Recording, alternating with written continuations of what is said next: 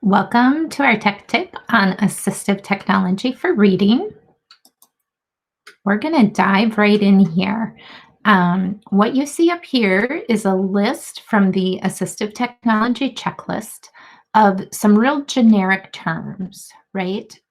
This is the list of things you would check off to say the student is successfully using them, or the student should have a trial with these items. So our goal for today, I'm going to turn one slide over so you can see our learning target. I want you to be able to name a specific AT tool for each of those generic terms in the category of AT for reading. So a generic term might be text to speech, whereas the specific tool term would be snap and read. So this is a PowerPoint that I hope you keep handy with you as you're going through the checklist if you need some ideas for specific tools in some of these categories. So each of these are a link. And so if you kind of use this slide as your home base, that would be great. So if we click on text to speech, up comes our slide here with some options for text to speech.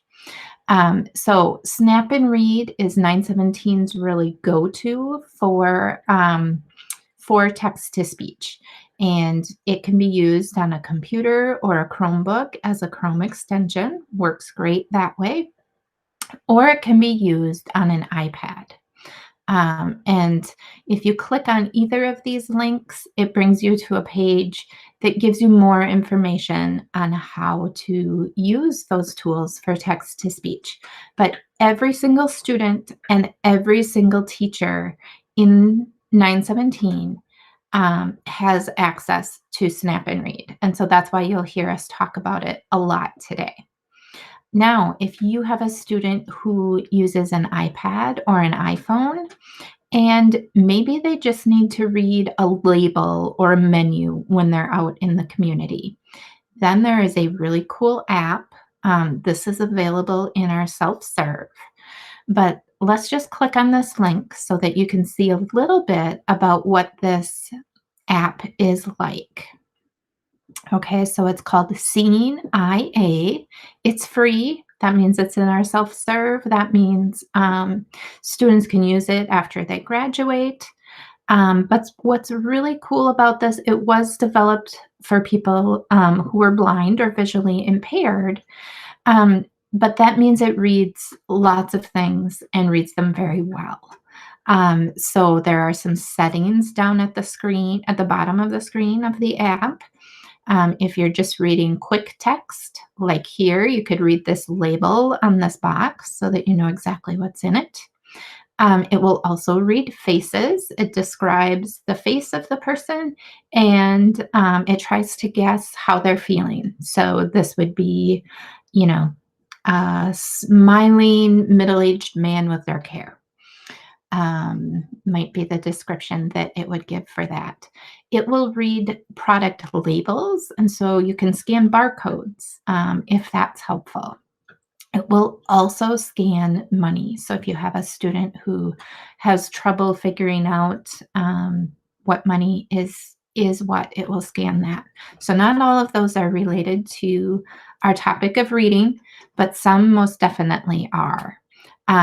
So you can also, of course, read an entire document, and that would be this little tool here. So you could take a picture of an entire sheet of paper and it would read it back to the student. So that is called the Seeing IA. I'm sorry, the Seeing AI. AI stands for artificial intelligence at this for this particular app. Seeing IA. Okay, so let's go back here. Our next option for text to speech. And I should mention that almost all of these that I'm telling you about have, if we go back a slide here, a couple of slides, I guess, we have two of those generic headings. One is text to speech and one is highlighted text to speech.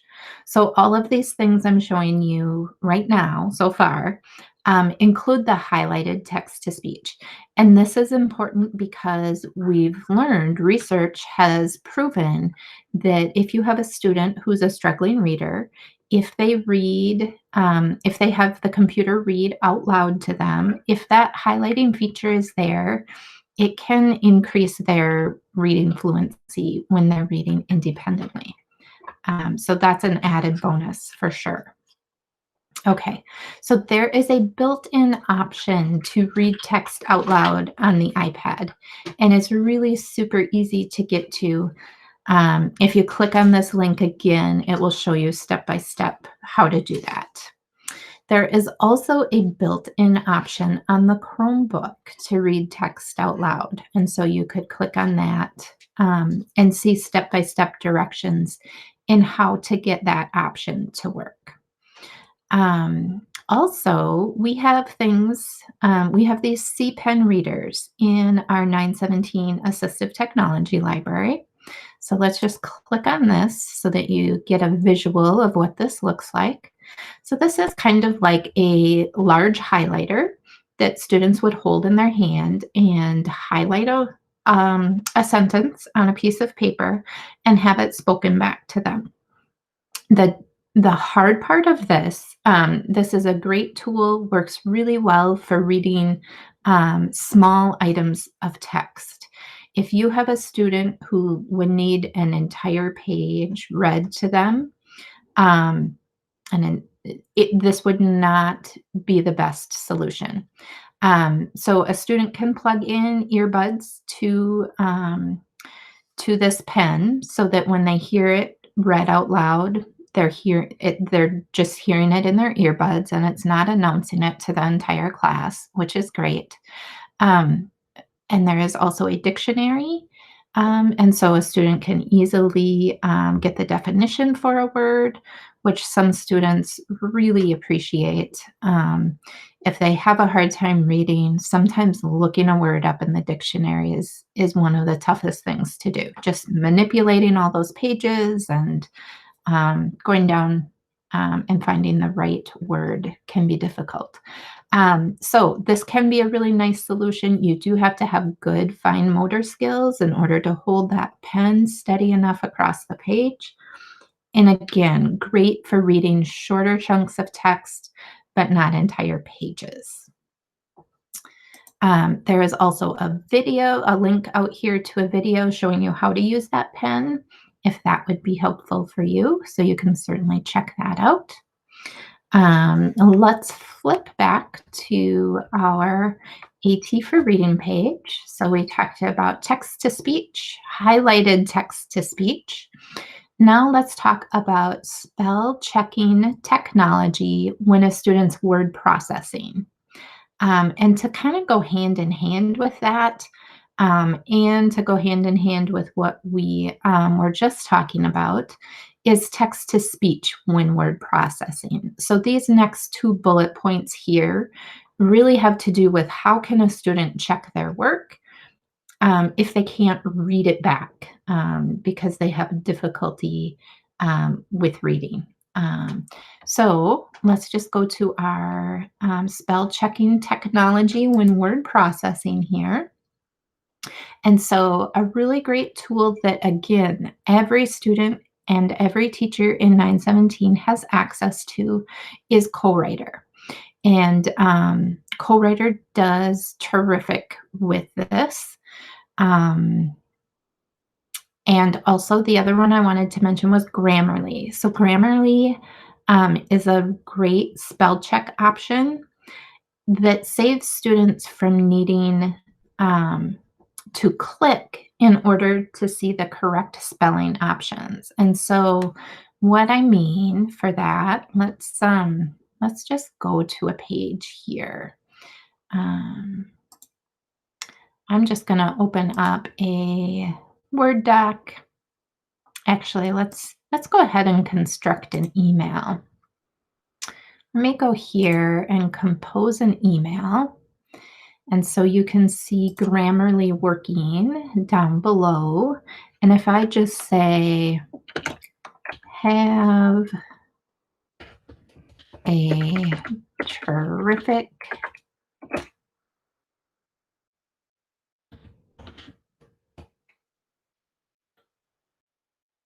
Let's make sure my Grammarly is turned on, first of all, up above here. It looks like it is. Grammarly for Chrome.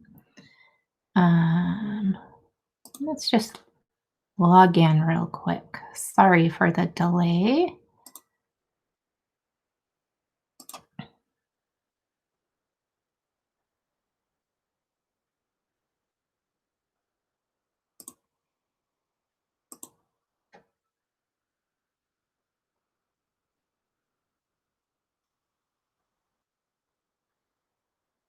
Um, One thing, as long as this has appeared here, I want to mention is that there is a really great app for students, iPhones or iPads, called the Grammarly keyboard. And so it will pop up just like any other keyboard, but it has a really great word prediction and spell check built right into it. So that's really nice. Another thing you might want to check out for your students. But let's go back to and construct this email here. Now that, and let's spell maybe terrific wrong.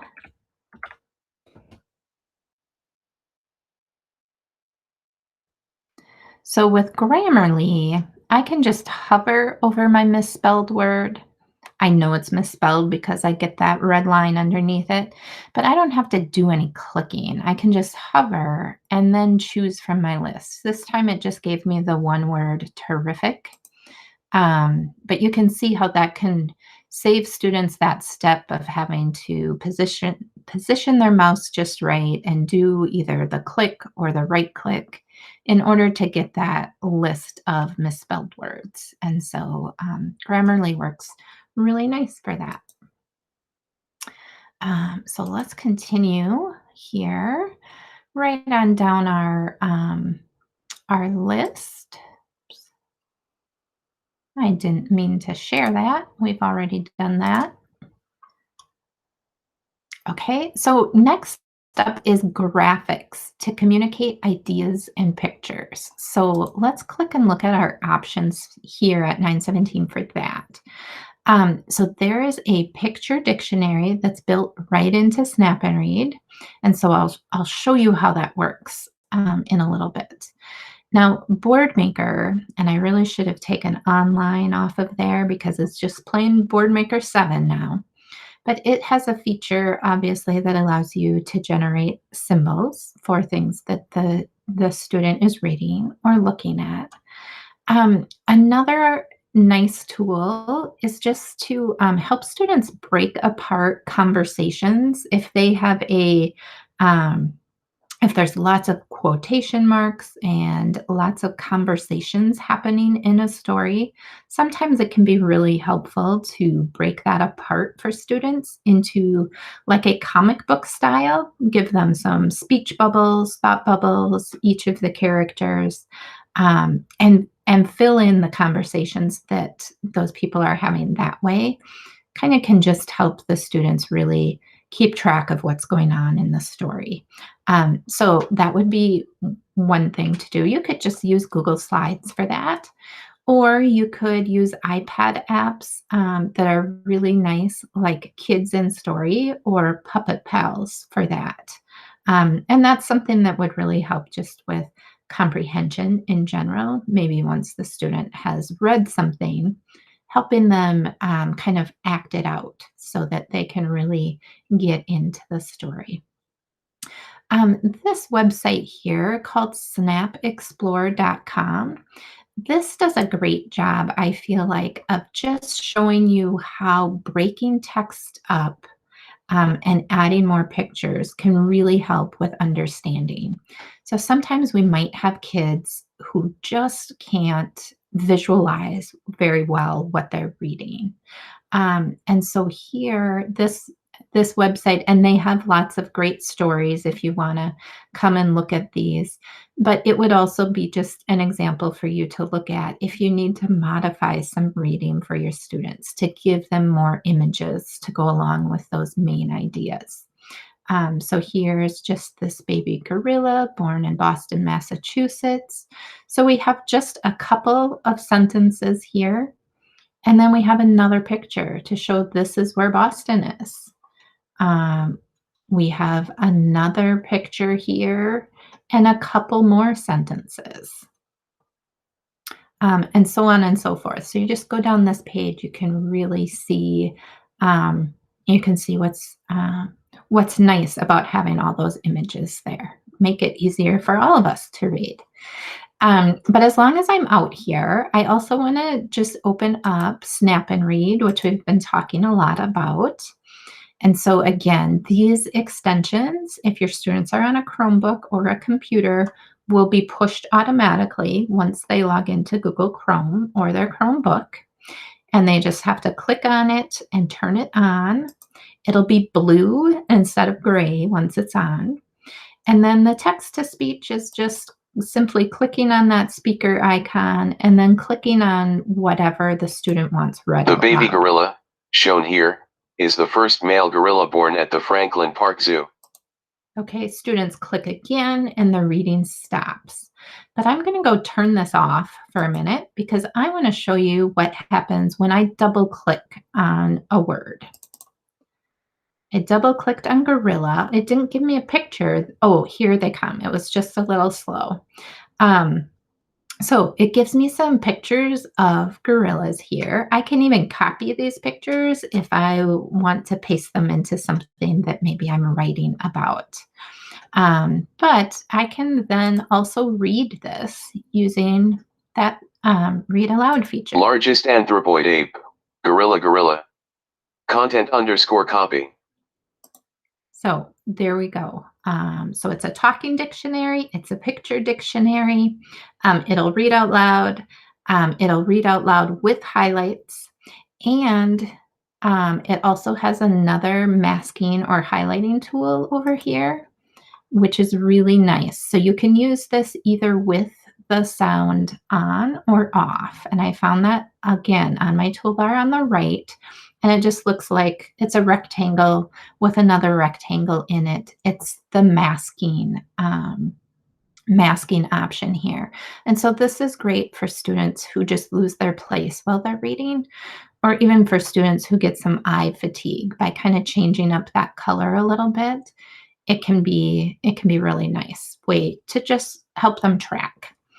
And also, so like I said, we can use it together. So we can click here. The baby gorilla, shown here, is the first male gorilla born at the Franklin Park Zoo. The zoo has yet to give the new gorilla a name. What name would you choose? So Kiki and her son will.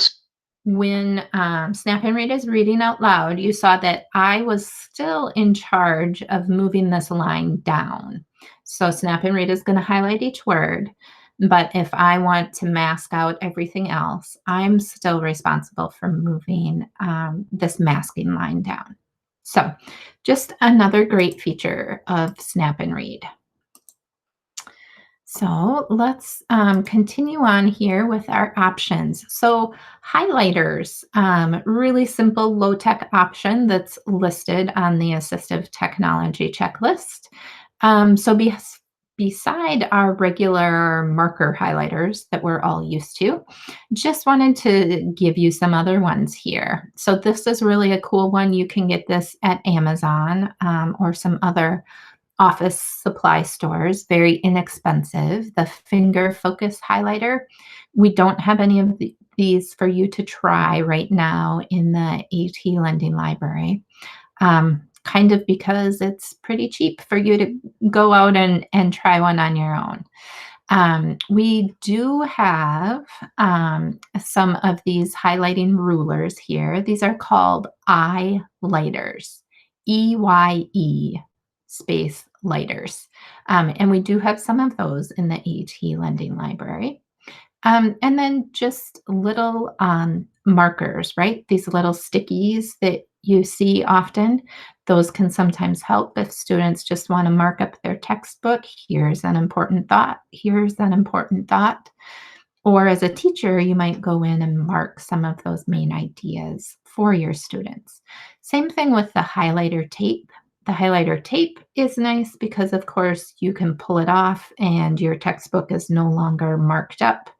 You can use different colors to highlight different main ideas, different character thoughts, maybe verbs versus nouns. And again, really nice because you can take it off. It's not permanent. So that's pretty sweet. And then just want to spend a couple minutes talking about audiobooks. So all students at 917 have access to a fine-free Dakota County Library card. And at some point, I'm sure you have some emails about this and you have some information.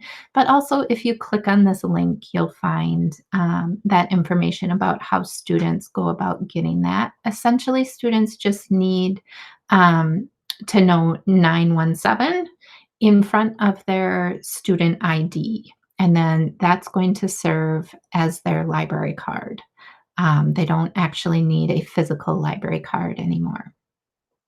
But what's really great about this library card is it gives students access to audiobook platforms. And there are just thousands and thousands of books on these audiobook platforms.